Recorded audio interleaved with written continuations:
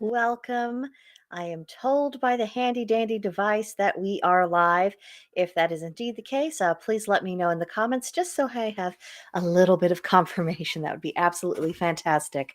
As you can tell by the semi ranty title and the fact that, I'm just dressed in ordinary everyday clothes.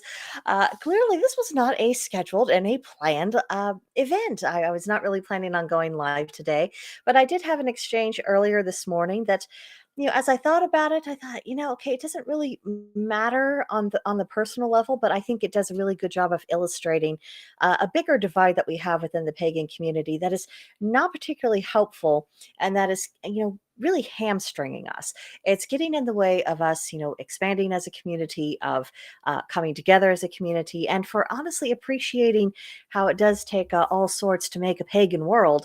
And I just thought we would benefit a little bit if we just talked about it for a few minutes. So when I say, can we please get past this kind of thing, that is, I do mean that sincerely.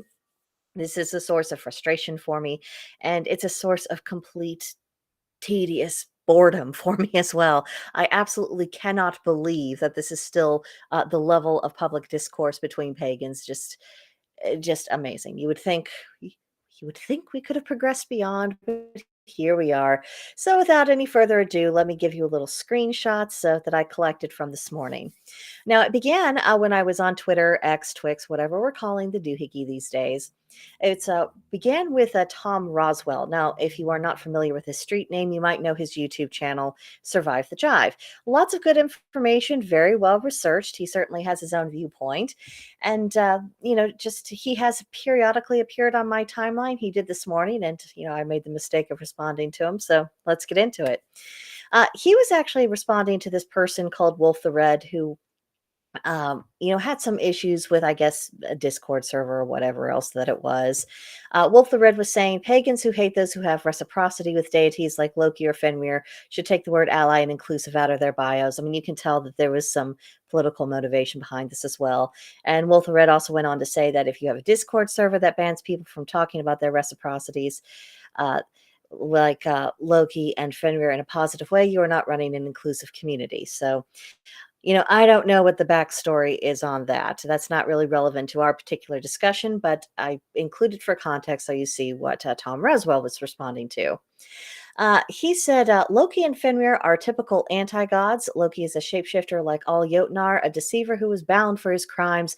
The modern desire to worship chaotic Thursar is perverse. Well, I took exception to that particular description. Look, I understand. I am very well aware of how Loki is portrayed in the myths. My gods, I've read them and read them and read them. And as someone who is, I suppose you could call me Loki because a couple years ago, as I've mentioned on my channel many times before, Loki tossed me over his shoulder and said, "You'll be coming with me now." And I have shared, particularly if you go to my YouTube channel, I have an entire playlist about I think it's called Norse Gods Loki, and you go with me on that journey. I expressed some of my immediate apprehensions once I pieced together that it was Loki who was making appearances in my dream and showing other signs that he was around and getting active in my life. I talked about that. I talked about people's impressions, my own apprehensions based on those impressions, and how I, went from that particular place in my practice with him to essentially where I am now, where, I'm not in fear of him. I do not, yeah, I do not see him as this inherently destructive force, and I look at the myths with a lot more nuance than what is being expressed by Tom Roswell here. This is something that does come up from time to time within pagan discussions, and I've given my take on this so many times that I'm kind of bored with expressing my opinion of it. So when I commented on this, I essentially gave him a variation of the same speech I have given to everyone who has ever queried or outright challenged me for having a spiritual relationship with Loki. What I said to him is that if I read the myths the way I would a comic book with heroes and villains, I might agree with your characterization. But that is a surface level interpretation that ignores how every god contributes to the whole of the natural order. And even though I didn't incorporate them here, I went on to explain how I really saw it, how whenever I was reading the myths, I wasn't, deciding whose side I was on or who was right or wrong in that situation. I was trying to figure out how those circumstances looked to each being present. I mean, one good example of this would be the story of when Thor loses his hammer to a giant who takes it, and the giant essentially wants Freya's hand in marriage before he hands the hammer back, if then. So let's say we get to the part where Loki and Thor are going to Frey and say, "Hey, we need you to go marry this dude because Thor needs his hammer." Well, the situation looks a certain way from Thor's perspective. His only goal is to get his hammer back. He's not concerned what the cost it is. It's no skin off his nose as far as he's concerned. If Freya has to marry a Jotnar she knows nothing about and, would not choose to have anything to do with of her own free will. None of that is bothering Thor. That is not a consideration for him. And Loki got involved in that situation to begin with because when Thor's hammer went missing, Thor just assumed that Loki did it. And, Loki, because he's if he has any trepidation about the other gods, it would certainly be regarding Thor, because Thor is the mightiest of the gods as far as physical strength goes. And so he got roped into Thor's situation, even though he had absolutely no hand in it whatsoever. And then we have Freya, who's, she was minding her business, doing whatever Freya does, to having her normal day on Asgard. And then here you see Thor, and then here you see Loki saying, "Yeah, we need you to kind of drop what you're doing and go marry the Jotnar, and we just need you to do this. So if you could set aside what you're doing and get on with it, that'd be great." Well, we know, of course, that's not how it worked out. But if we just look at that situation and not ask ourselves, you know, well, the rights and wrongs of it, but we just asked what was everyone's stake in that conversation. We can see that everyone had, different motivations. Some of them had very mutually exclusive, different motivations. There was a conflict of interest. They weren't on the same side for perfectly legitimate reasons. And when you start reading the myths like that, not only do you gain a more nuanced understanding of the situation, but also about why all of the people present in that story acted in the way that they did and how it impacted their relationships going forward. You look at that, you start thinking, okay, this is a little bit more complicated. This isn't just some black and white, this person was right, that person was wrong, and that's just it. So I'm going to admire this person and condemn that one because that's how I'm going to read it. I mean, again, because this is not a comic book. We are looking at mythology. Now, I went on, I had a pretty long thread regarding that and my various experiences with Loki, including bringing up the fact that it was Loki who brought me into a relationship with the Norse gods, who encouraged me, and by encouraged I mean pushed in their general direction, and all on the grounds of saying, they are just as you are just as much a product of these gods and these peoples as you are of the Celts. So you are ignoring half of your family, and as I've said before, Loki wasn't having any of it. And so when I shared that experience, I said, this is not the action of someone who's inherently a villain. But the only response I got from Tom Reswell to what I had to say about his initial premise was that, I see you are one of those wise spiritual adepts who considers how being shafted by a horse might serve the natural order. So, don't you find that reaction a little bit interesting? I mean, I certainly did. I thought, that's really where you're going with this? Seriously? Okay, let's be charitable. Maybe he thought my remarks were snarky. Maybe that's how he took them. I meant them sincerely, but this is text form, and I have said many times a lot of nuance is lost when we don't have facial expressions, tone of voice, body language generally. So I can understand how he might come to that conclusion. But the fact that his response was not to address any of the argumentation I brought up, it was not addressing any of my points, it certainly wasn't acknowledging any of my experience that I was bringing to the table. He just brings up the incident with, if you know the story of how the Wall of Asgard was built, about how Loki had ended up having to literally take one for the team in order for that situation to be set right. Now, if you're watching my channel, you're probably familiar, but on the off chance someone is not, here's the cliff notes on that story. The Aesir and the Vanir had been at war for ages. They finally came to a peace, but Asgard's defenses were very sorely damaged. The wall needed to be rebuilt and all this and that. Well, the gods weren't doing it themselves. So along comes this person who they didn't know at the time was a Jotun because he didn't volunteer that information. Said, "Okay, I'll rebuild the wall. My price is the hand of Freya in marriage, as well as the sun and the moon." And the god said, "Oh, well, we don't know about that. Guess if you do it within the specific period of time, we'll agree to your terms." He says, "Okay, can I have the use of my horse to help me?" And they're like, "Oh, yeah, sure," because the rest of the Aesir did not believe for 1 minute that he would actually get the job done. So they had, so essentially they went into this deal with the intention of not essentially paying him. That's what it really amounts to. And so, with one thing and another, it turns out that he was making very excellent progress. He had his horse helping him, he was getting the job done, and it looked like it was absolutely going to be completed on time. Well, then they started thinking about, what they would have to give him: the sun, the moon, and the hand of Freya in marriage.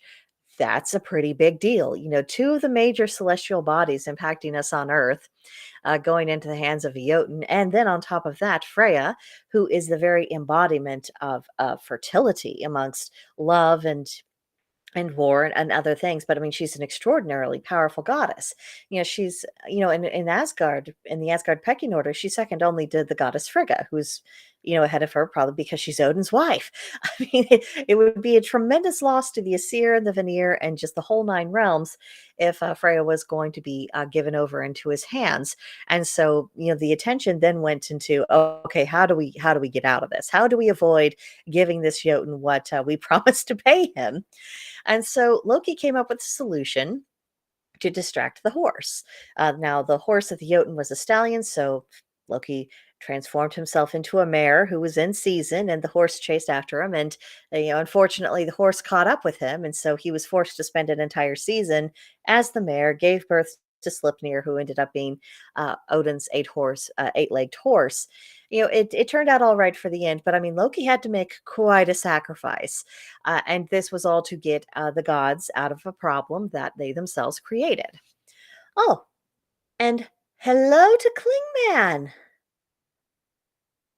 Let's see. How do I make things appear on screen? I don't know.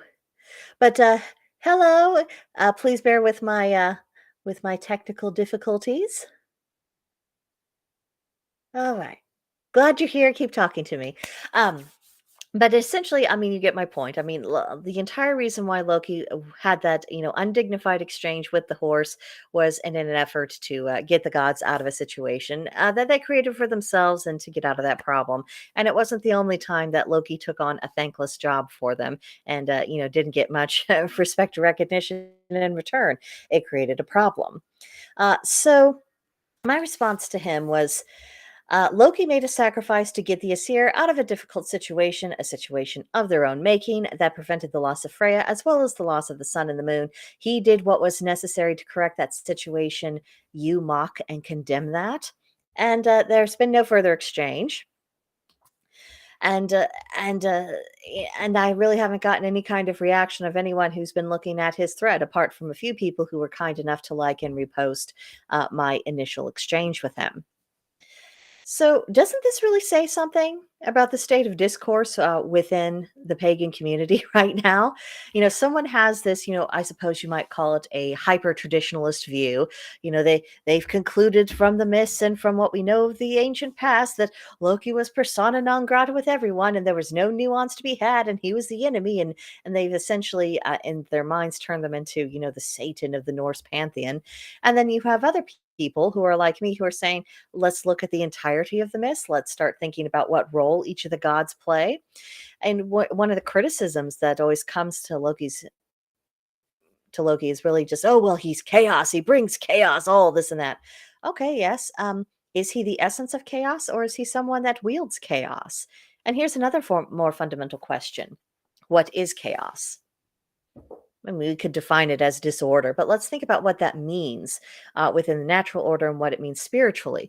Because the viewpoint that I have put forward on many occasions is that chaos is essentially that spark of the life force itself. It can enliven order, it can enliven instructions, it can bring things into being. It is that which gives birth. It is taking from all of the energies of what could be and then producing something that is now possible.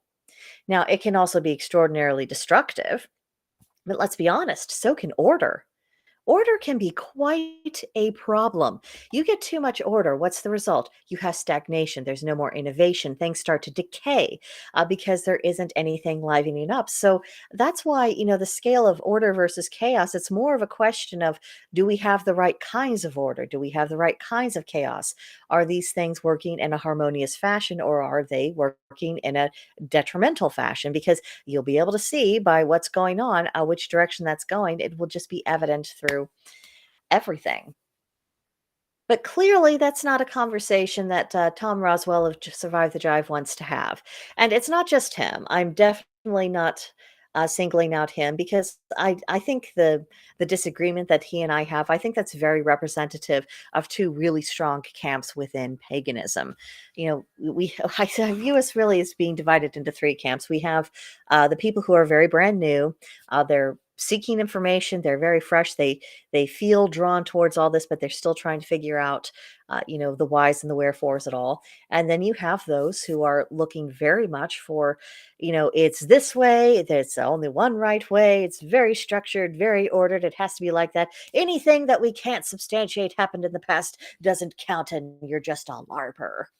And then you have the other camp that I'm in, who are saying, okay, the past is the beginning of wisdom. It's not the end. And even when we know something for certain about the past, that still arises the question of, well, was this correct? Was it the right understanding? Was that the proper thing to do? What was the outcome? What could have gone better? What actually could have gone worse if this action hadn't been taking it? It's much more of an exploration of the question itself. And it's not about trying to say that there's no such thing as right or wrong, or trying to eschew moral judgments or evade moral responsibility. It isn't about that. It's about acknowledging that things aren't quite so simple, and we are not children in kindergarten. And also, it's a camp that says, there's also about what we are doing now and what we're building for the future as pagans. And this is something that I've been coming back to more and more often as I've discussed the idea of American paganism, because I'm acknowledging that even genetically, we're not just, copy and paste from our ancestors before. Most of us, have ancestry from multiple different peoples. Sometimes it's multiple European peoples. Sometimes it's peoples from all over the globe. It's just the genetic mix is different, and that connects us to different energies. And then on top of that, there's where we live. We are connecting with different energies where we live than what our ancestors would have across the pond a few thousand years ago. That's just the reality of the situation. And if we do not learn how to take good principles from our pagan past and learn how to apply them in the present, then we're not going to have a future. I am sorry, that really is the way that it is. We will not have a future if we can't look past our own noses, if we can't get out of the books, if we don't learn how to reason on principles. And I think that's what really antagonized me about the exchange more than anything else. It's because he didn't actually provide a counter argument for anything that I said. He didn't say, I disagree with you. This is why, this is what I think might be a flaw in your thinking. He didn't approach it that way. And neither did, the person who did the little laughing at the bottom. And, I actually responded to that person. I said, laughing is not a counter argument. So, and maybe this is just symptomatic of social media. I think people just think that social media is a place where we just get to leave our manners behind. And I'm not saying I'm innocent of that. My goodness, I have my moods, I get my frustrations, I lose my temper. I'm a Leo. That happens. I'm not saying that I'm better than anyone else. I'm just saying that if we do not acknowledge that this is a problem, we will never get any better in the future. And it's irritating me, because why are we spending so much time on these difficulties when we have other things to explore? Why are we so focused on the past and constantly fighting on how much of that we need to be concerned with, and when at the expense of the present, at the expense of the future? How many pagan voices do you hear saying, yes, you need to read the stories to your children? Yes, presented in a way that is age appropriate. Absolutely. But the children need to know where they came from. They need to understand not only why we seek to connect with the land itself, but how. The how to open up your senses, how to listen to those natural forces, and how to let that influence you, how to reason on things so that you aren't looking for a list of do's and don'ts in life, but you're thinking about principles and thinking about what comes into play and when. Learning to have a better and more mature outlook on life in general, being able to accept suffering occurs without thinking that suffering is the only thing that is real. It's about finding balance, it's about finding harmony, it's about giving people and children the tools that they need in order to construct themselves. Why are there so few pagan voices that have big audience? Why are there so few of them like that? Why is it whenever there's someone who's saying, maybe we're overcomplicating this, maybe we're over intellectualizing, maybe we're getting a bit too academic, maybe we're getting a bit too involved with our books. Maybe we need to simplify things. Maybe we need to take what we've learned so far and just listen to the world around us. Maybe we need to be working a little bit more intuitively with the gods rather than following formulas. Why is it when you have someone making that case, why do they get so much pushback? And another question that comes into my mind is all of this inevitable? I mean, maybe. I mean, you see a lot of different splits within other religions of the world, and they're always fussing and fighting about something. I mean, maybe this is just the way that it is, and I'm reading too much into it. Which, if I am, let me know in the comments. You absolutely make your arguments.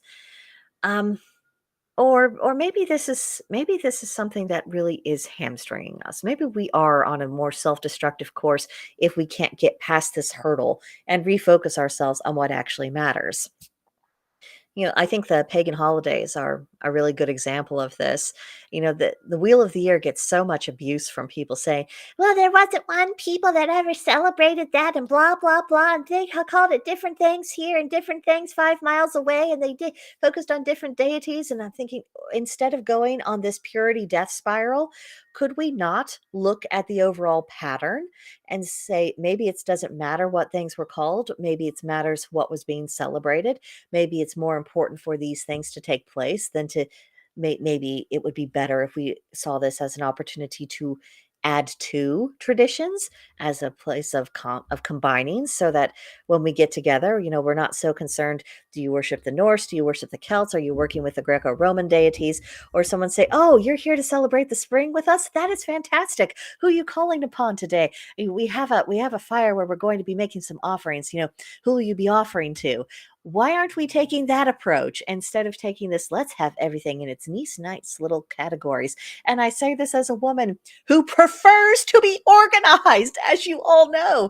Last Friday, oh no, it was last Sunday, I did a stream in excruciating detail about how American pagans might start to organize their studies as an idea, so that we could make more strides in that direction. So I'm not anti organization, but I am anti worrying about trivialities at the expense of what actually matters.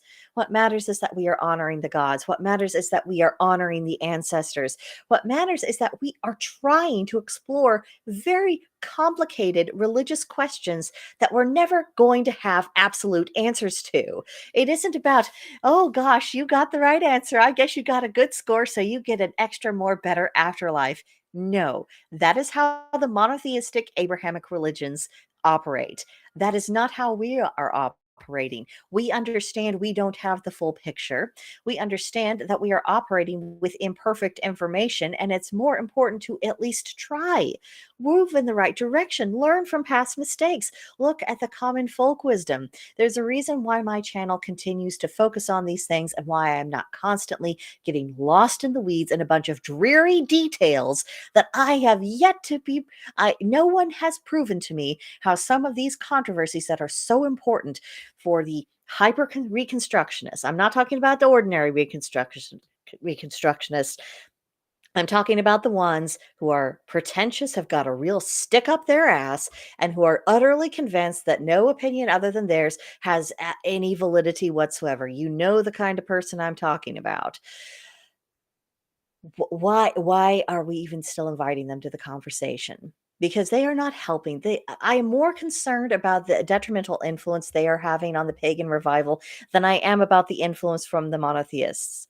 I really am. I am more concerned about that than I am worried about the hostility from anyone from the Abrahamic tribes, because there's a limit on that.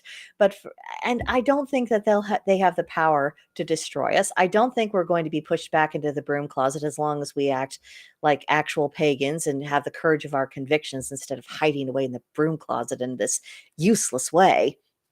I don't think the gods went to the trouble to wake us all up and alert us to their presence and form relationships if it was all going to collapse in 20 years. I just do not believe that. And things would have to actually collapse before I would consider that I would be wrong on that. That's where I'm at with that. Ugh. But the other pathway, where we're just so concerned with those details that don't change anything, that don't enlighten us in any way, that don't provide any kind of nuance to the thinking, that don't enable us to grow closer to the gods themselves, I'm so done with it. I do not have time for that. I wonder why some of my brothers and sisters do. And here's the other danger of all of this. Because some people are going this route, it means those who are of that mindset, well, it's creating not just, division, but it's also creating the sense of, oh, I don't know if I really want to hear them out in the future. Think about after this little exchange I've had with Survive the Drive. I mean, does this mean that I will completely eschew his channel forever? No, because sometimes I think he does a really good job in the work that he does. And, this exchange where I think he was somewhat less than polite to me, that doesn't change the fact that he's objectively good at what he does. It does not alter it in the slightest. But does it mean that the grain of salt that I take with his opinions got bigger? Does it mean that I'm not as likely to take his opinion seriously? Yeah. Does it mean that perhaps if I found myself in need of spiritual counsel, that I not only would I not be consulting him for guidance, I certainly wouldn't be consulting anyone of his mindset? Yeah. Now here's the bad effect. If he and those like him form, the opposite end of the scale from where I'm at, then that means that they have a proper role and presence to take. And if they create so much prejudice against them and other pagans cannot stand to listen to them for another minute, then that means they will not be able to perform their proper role within the pagan revival. And because that's out of balance, then people like me won't be able to perform their job as well. And it just whirls into this self destructive pattern. You see why I'm concerned. You see why I find these arguments so intensely pointless. And all of it could have been solved if they just said, if we just spoke to one another differently. If we just said, "Well, I don't agree with your take, but I understand how you arrived at that." And and being able to have that would show that there's a little bit more balance in between these opposing sides. And I think we need that balance because I don't think the world needs any more people completely losing their minds. We already have enough people who are I'll be honest, who have been made ill because of recent world events. Their experiences with these, their anxieties about the future, their own internal struggles with their spirituality. It has made people ill. So I don't think that pagans need to be going that same route, because now more than ever, I think the world actually does need pagan philosophy. It needs pagans who are in their right minds. It needs pagans who are showing we do not have to be defeated by the things that go on in our world. We do not have to let it drag us down, and we can recover from our wounds. Because the more I study the lore, the more I think about the wisdom we can glean from our pagan texts, the more I see we can get past these things. One person at a time, we can change our hearts. We can move forward. So I think that our presence in the world that right now should be serving the purpose of helping right everything, of bringing things back into harmony, back into balance, and help people who've been going insane because of current events say, okay, there actually is a safe harbor. And we're not going to be able to fulfill that purpose if we are focused on, well, I've read this and such book, and so based on all of this, I think that, and you couldn't possibly have a different opinion or interpretation. That is why I say we do not have time for this bullshit. We do not have time. So, That concludes my ranting and raving, at least for the next few minutes. I appreciate you listening, most kind. I do appreciate any time people take time out of their day to hear what I have to say. If what I've said has made sense to you, please hit that like button, leave a comment for me. Um, I'm going to make myself a cup of jasmine tea. I think I need it. And I'm going to be working on what I intended to be working on earlier, which is a presentation I'm going to be having about the beginning of March, the countdown to Ostara, and just this whole season of renewal.